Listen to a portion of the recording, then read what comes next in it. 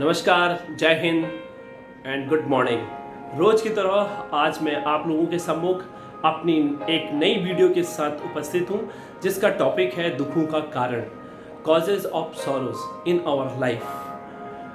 तो ऐसे तो मैं अगर एक जनरल टर्म में बात करूं, दुखों का कारण क्या है और किन चीज़ों से हमें दुख होता है, अगर मोटे मोटे तौर पर अगर हम बात करें तो दुखों का कारण सपोज हमें कोई बहुत बड़ा लॉस हो जाता है, कोई हमारा करीब का संबंधी जिससे हमको अथाह प्रेम होता है, स्नेह होता है, या कोई अचानक से किसी की दुर्घटना एक एक्सीडेंट में हो जाती है, या किसी को प्रॉपर्टी का कोई लॉस हो जाता है, किसी को किसी धन का अचानक से कोई लॉस हो जाता है। तो इन बहुत सारे कारणों से इंसान को दुख होता है।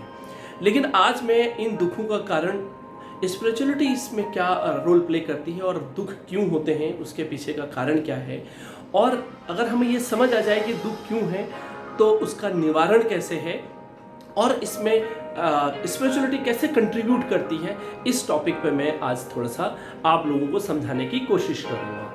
देखिए, एक साथ में दो बिलीफ सिस्टम हमारे काम करते हैं। पहला बिलीफ सिस्टम ये होता है कि जो भी हमें हमारे साथ हो रहा है, वो चाहे अच्छा हो रहा है या बुरा हो रहा है, तो वो परमात्मा की वजह से हो रहा है और हमारी भाग्य में ऐसा ही लिखा था और इसलिए हमारे साथ हो रहा है। इस कॉन्सेप्ट को अगर हम मानते हैं तो हम कभी भी हमारे साथ कुछ ऐसा बुरा होता है तो हमारी उंगली सीधे उस ऊपर वाले पे, भगवान पे, अल्लाह पे, या जिस भी धर्म को हम मानते हैं उस ऑलमाइटी की ओर जाती है। तो क्या मैं आपसे प्रश्न पूछता हूँ, क्या ये सही है? क्या आपको भी ऐसा लगता है कि हमारे जीवन में जो भी दुख आते हैं या सुख आते हैं उसका कारण क्या भगवान है? तो आपका आंसर कुछ भी हो सकता है, हाँ और ना।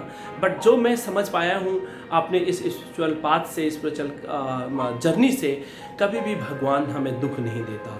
देखिए, अगर एक माता पिता हैं, उनके 2 बच्चे हैं या 3 बच्चे हैं, और अगर कहा जाए कि आप इन दोनों या 3 बच्चों का भाग्य लिखें, तो आप अपने बच्चों का भाग्य कैसे लिखेंगे? ऑफ कोर्स आप उनका भाग्य बहुत अच्छा लिखेंगे और परफेक्ट लिखेंगे। आप लिखेंगे कि इनकी नौकरी अच्छी हो, इनके जीवन में कभी दुख ना आए, इनका घर बहुत परफेक्ट हो, इनके जीवन में सुख शांति हो, इनके पास संपत्ति हो, और इवन इनकी शादी टाइम पे हो, और इनके बच्चे भी अगर हों तो 2 हों, और उसमें से भी ये नहीं चाहेंगे कि दोनों लड़कियां हों या दोनों लड़के हों। तो आप क्या चाहेंगे?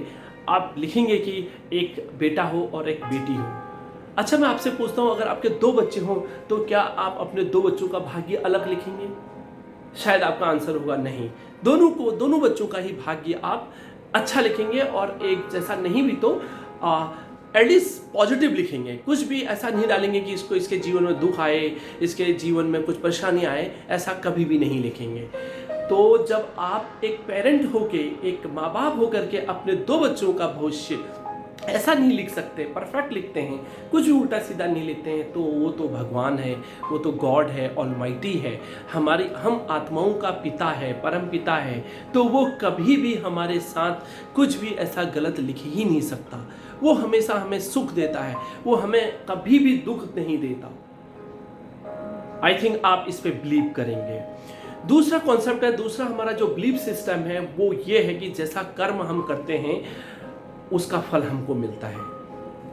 इस पे शायद आप थोड़ा सा राजी होंगे, क्योंकि आज जो भी इस दुनिया में हमें मिल रहा है, चाहे वो अच्छा है, बुरा है, किसी को तो आप देखिए थोड़ा सा भी एफर्ट करता है उसको बहुत कुछ मिल जाता है, और बहुत सारे लोग बहुत सारा जीवन में एफर्ट करते हैं और उन्हें 2 वक्त की रोजी रोटी, 2 वक्त की रोटी भी उनको नसीब नहीं होती।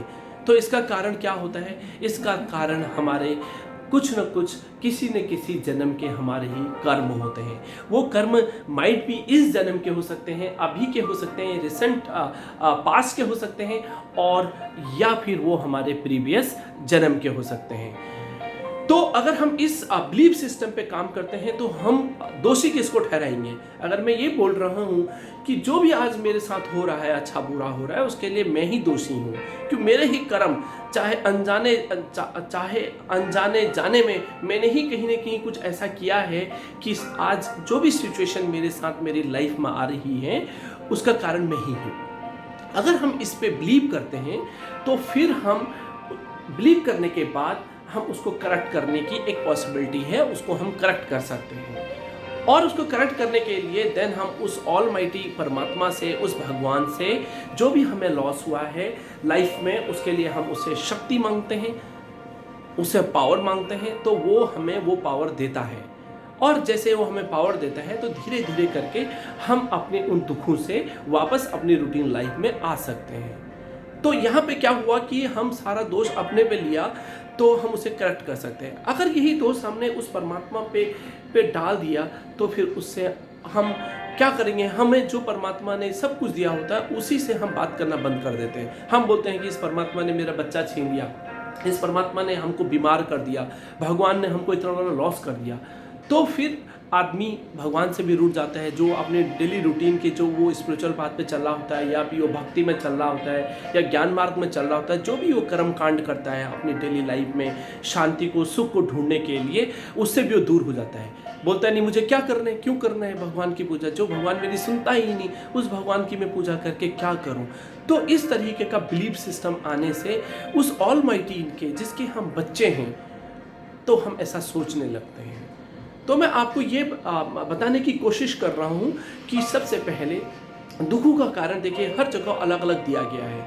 यहाँ पे दुखों का कारण कुछ भी हमारे जीवन में जो दुख आते हैं वो कुछ नहीं, हमारे ही कर्म है, हमारे ही कार्मिक अकाउंट्स हैं जो कि धीरे धीरे करके सेटल हो रहे हैं।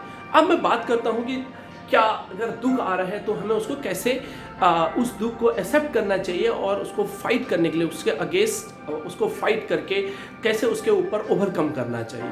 अब मैं इसको ऐसे समझाता हूँ कि जैसे कि आपके पास ना एक 1000 रुपये का कर्ज है, ठीक है, किसी जन्म का कर्ज है। अब वो किसी न किसी फॉर्म में आपके पास आया, अब वो माइट भी आपकी एक बीमारी के तौर पे आ गया, या आपके कोई एक फाइनेंशियल लॉस के कारण लॉस हुआ आपको, तो उस लॉस के रूप में आपके पास आ गया। अब आपके पास दो चॉइस है। एक चॉइस तो ये है कि आप उसमें फिर परेशान रहिए, अपने आप को क्रिप करिए, अपने चारों तरफ रहने वाले लोगों को क्रिप करिए, रोते रहिए, परेशान होते रहिए कि मेरे साथ ये हो गया, ऐसे हो गया। एक तरीका तो आपके पास ये है। और दूसरा तरीका ये है कि आपके पास अब जो कोई तकलीफ आ गई है, परेशानी आ गई है, उसको हम अच्छे तरीके से काम होके शांति में रह के हमने पहले उसको एक्सेप्ट कर लिया। अब हमने जैसे उसको एक्सेप्ट कर लेते हैं तो हमारे जीवन में फिर हमारी पूरी कायनात, हमारी पूरी बॉडी के मैकेनिज्म्स, हमारे पूरे हार्मोनल सिस्टम्स, हमारा मन, बुद्धि, हमारे संस्कार, सारा उसको ओवरकम करने के लिए काम करने लगते हैं। और ऊपर से हम परमात्मा से रोज प्रेयर करके कुछ शक्ति लेते हैं तो हम धीरे धीरे करके उस दुख से बाहर निकल आते हैं। तो ये ऐसे हमको करना चाहिए। दूसरा क्या है कि अगर हम बहुत सारे धर्मों में अगर हम बात करते हैं, अगर हम समझे एक बौद्ध धर्म का एग्जाम्पल लेते हैं, बौद्ध धर्म में सारे दुखों का कारण इच्छा को बताया गया है। ऐसे अगर हम किसी और दूसरे धर्म में जाते हैं तो उसमें कुछ और कारण लिखा होता है। यस, अब हम उसके एक फिजिकल एस्पेक्ट पे आ जाते हैं। तो दुखों का कारण अगर हम अपने शास्त्रों को देखें, हिंदू मैथोलॉजी के हिसाब से अगर हम दुखों के कारण देखें तो दुखों के मेजर 5 कारण बताए हैं, जिनको हम विकार बोलते हैं, जिनको हम वाइसेस बोलते हैं, जिसमें से सबसे पहले काम, क्रोध, लोभ, मोह, अहंकार। अगर हम इंग्लिश में बात करें तो lust, ego, then greed, then attachment and then ego. ये 4 कारण होते हैं जिनकी वजह से हम अपने डेली लाइफ में, डे टू डे लाइफ में, इनकी वजह से हमें अनेक तरह के दुख आते हैं। अब अगर ये समझ आ गया, हम ये समझ आ गया कि इन विकारों की वजह से, इन वाइसेस की वजह से मैं रोज़ परेशान होता हूँ, तो फिर आप इनको छोड़ करके धीरे धीरे करके हमको एक दूसरा पाथ, अच्छा वाला पाथ, पॉजिटिव वाला पाथ, स्पिरिचुअलिटी वाला पाथ, या किसी भी तरीके से जिसमें आपको पॉजिटिविटी आती हो, मंदिर जाके आती हो, गुरुद्वारा जाके आती हो, तो हमें उस पाथ को ऑप्ट करके हम धीरे धीरे ये डेली रूटीन में जो हमारे दुख आते हैं, इन दुखों से हम अपने को दूर कर सकते हैं। तीसरा जो कि और बहुत इम्पोर्टेंट है कि अब इतनी समझ हमें आ गई कि दुख इस वजह से आते हैं, दुखों का कारण हमारे कार्मिक अकाउंट्स हैं, दुखों के कारण हमारे विकार हैं, ये हमको समझ आ गया। तो अब हमको उस पर काम करना है। अब काम कैसे करेंगे? समझ आने के बाद ही तो आप उस पर काम करेंगे। अब काम हमको अपने को रोज कुछ न कुछ ऐसा पॉजिटिव सोचना है, पॉजिटिव करना है, या हमारे कुछ ऐसे कार्मिक अकाउंट हमारे साथ रोज आ रहे हैं, अलग अलग तरीके से आ रहे हैं, तो उन कार्मिक अकाउंट्स को सेटल करने के लिए हमको धीरे धीरे धीरे धीरे अपनी पॉजिटिविटी को बढ़ाना है और उनको एक्सेप्ट करके हमको धीरे धीरे उनसे ओवरकम करना है। तो मुझे उम्मीद है आज आपको मेरी ये वीडियो कि दुखों का कारण क्या है और दुखों का कारणों में स्पिरिचुअलिटी कैसे अपना रोल प्ले करती है, ये आपको समझ आया होगा। Thank you very much for watching my video till and. Have a great day. Thank you very